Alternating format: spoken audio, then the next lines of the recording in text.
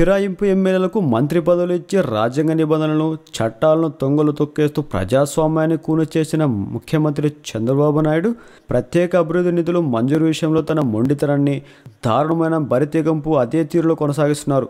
ప్రతిపక్ష ఎమ్మెల్యేల విషయంలో కరడుగట్టినట్లు వ్యవహరిస్తున్నారు.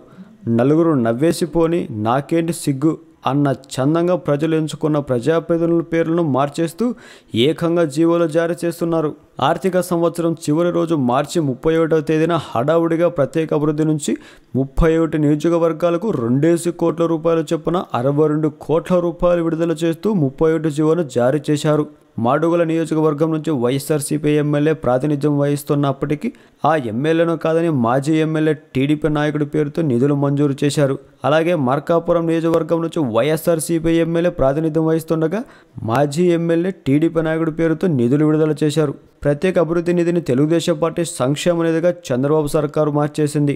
ఇందులో భాగంగానే వైఎస్ఆర్సీపీ ఎమ్మెల్యేలు ఉన్న చోట టీడీపీ ఇన్ఛార్జీల పేరుతో నిధులను మంజూరు చేస్తున్నారు. అలాగే వైఎస్ఆర్సీపీ ఎమ్మెల్యేలు ప్రాతినిధ్యం వహిస్తున్న నియోజకవర్గాల్లో టీడీపీ నేతలను ఎమ్మెల్యేలుగా పేర్కొంటూ జీవోలు జారీ చేయడం ఆ ప్రభుత్వ అనైతిక అప్రజాస్వామిక చర్యలకు పరాకాష్ట.